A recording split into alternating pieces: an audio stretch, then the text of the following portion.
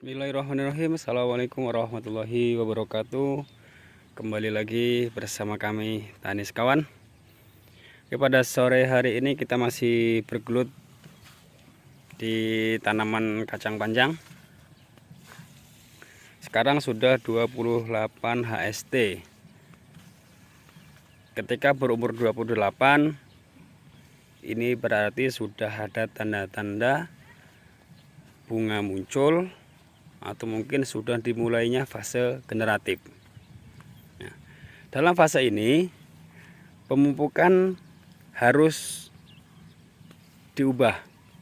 Kalau dulu dalam masa pertumbuhan kita gunakan pupuk yang A, kemudian kita dalam masa generatif atau berbuah, mulai berbunga, mulai berbuah, kita rubah pupuk kita yang fungsinya supaya nanti buahnya bagus, sehat, dan lebat.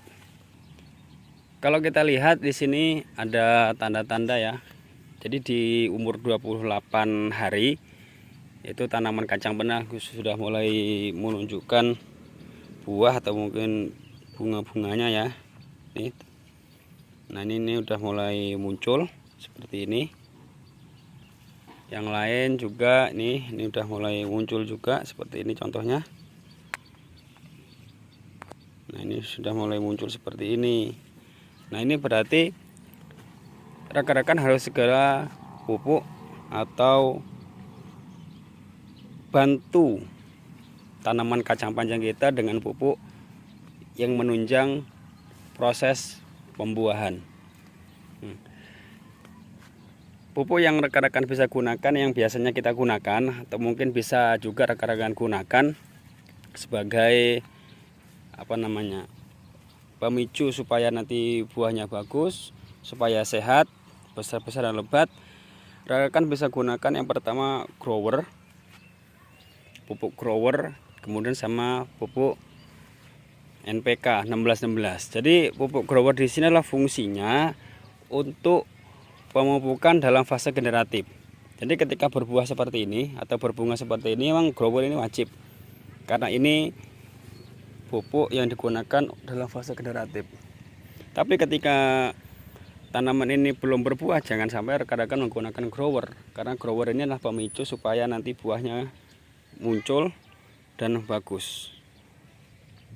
Dan tanaman dan pupuk grower sama NPK 1616 ini juga sebenarnya tidak difungsikan mutlak untuk kacang panjang ya, tapi untuk segala jenis tanaman. Jadi grower sama NPK 1616 ini sangat cocok untuk tumbuh-tumbuhan ya, kacang ataupun cabai atau mungkin tomat, gambas atau yang lainnya dalam fase generatif, karena fungsinya adalah untuk memicu supaya buahnya lebat, bagus, dan sehat.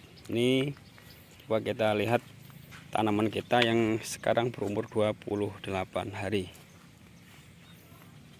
Kalau hama itu pasti ya, karena ini udah mulai nampak kuning seperti ini ya. Ya sudah, kalau udah kuning kayak gini, udah ketemu bule kayak gini, kalau kacang memang udah susah. Mungkin kita preteli ya, kita habisi, kita potong daunnya yang kuning-kuning seperti ini. Dan lahan kita ini sebenarnya kita tidak hanya menanam satu jenis tanaman, tidak hanya kacang yang kita tanam, tapi ada tanaman yang lain juga. Nah, ini adalah jenis tanaman yang lain yang kita tanam selain kacang panjang. Di sini ada juga timun. Sama ini juga dalam fase generatif, bunganya udah mulai muncul banyak itu ya. Tuh. Alhamdulillah sehat, tidak ada kendala selama 20 hari ini. Dan intinya ketika rekan mau menanam tanaman apapun itu jenisnya, harus rutin dalam pemupukan. Tapi jangan sampai salah rekan-rekan, ketika tanaman rekan-rekan itu masih fase pertumbuhan, jangan sampai rekan-rekan gunakan pupuk untuk fase pembuahan, itu salah. Jadi takutnya masih sudah berbuahan. Makanya penggunaan pupuk yang tepat, kemudian pemberian yang rutin itu sangat menunjang keberhasilan rekan-rekan dalam bertani. Ketika fase pertumbuhan, maka yang harus dipupuk adalah supaya gimana caranya tanaman kita itu biar cepat tumbuh, sehat, batangnya kuat, daunnya lebat. Nah, ketika fase pembuahan, maka fokusnya adalah bagaimana caranya biar tanaman kita itu buahnya bagus, banyak, lebat, dan sehat-sehat. Nah, ini penampakannya. Ini tanaman timun kita.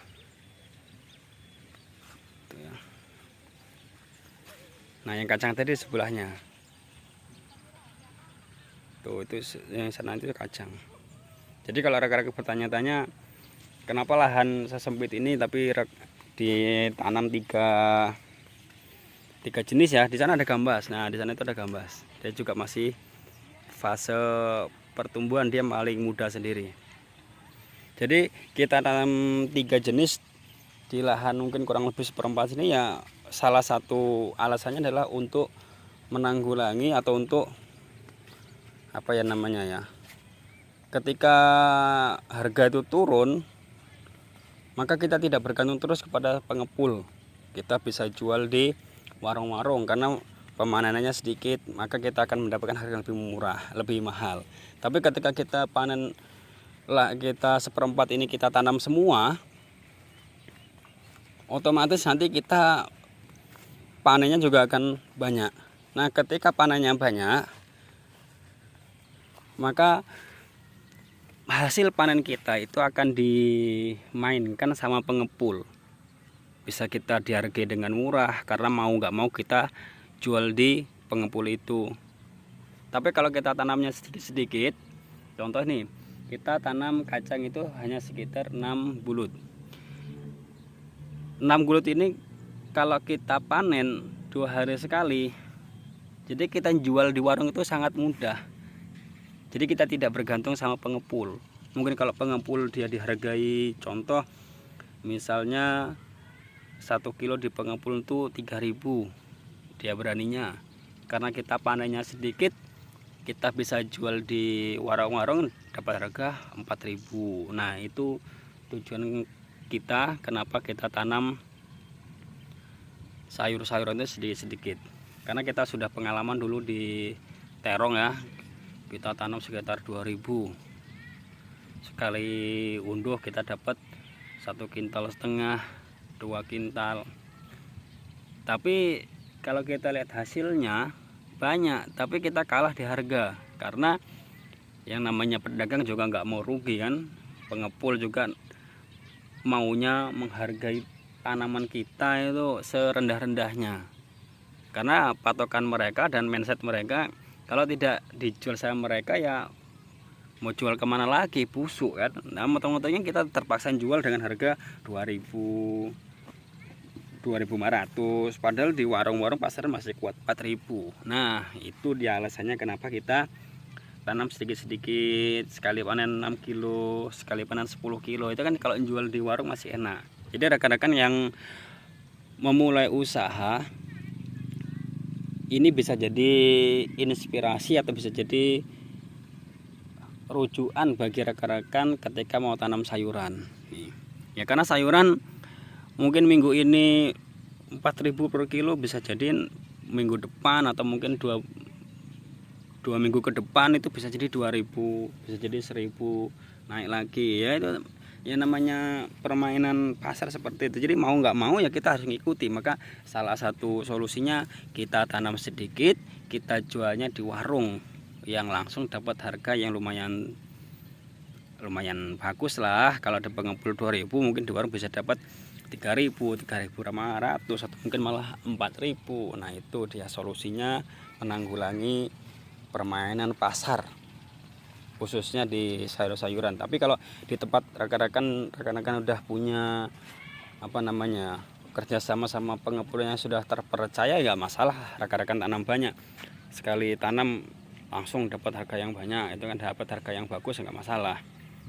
Ini, tapi kalau rekan-rekan nanam cabai ya seberapapun rata-rata sama, nggak ada cabai itu yang istilahnya anjlok bener, yang di warung dia 40, di pengepul 20 itu nggak ada. Kalau cabai rata-rata bagus. Tapi kalau kayak terong, kemudian gambas, kemudian kacang panjang, kemudian timun ataupun yang lainnya, permainan pasar seperti itu. Maka salah satu cara untuk mengantisipasinya supaya kita tidak rugi banget, kita tanam sedikit, langsung kita jualnya di warung-warung supaya dapat harga besar. Nah, itu tadi beberapa tips dari kami kalau rekan-rekan tidak mau rugi dalam penjualan, seperti caranya. Nah, ini adalah proses pemupukan grower sama NPK 16 supaya nanti buahnya lebih sehat, lebih bagus, lebih banyak, besar. Itu prosesnya.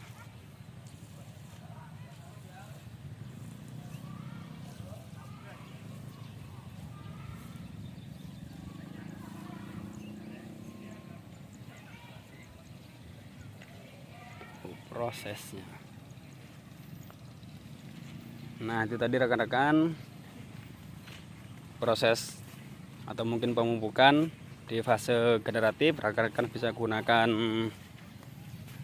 grower sama NPK 1616 karena ini fungsinya untuk fase pembuahan. Jangan sampai rekan-rekan salah dalam pemupukan. Jangan lupa selalu dukung channel kami.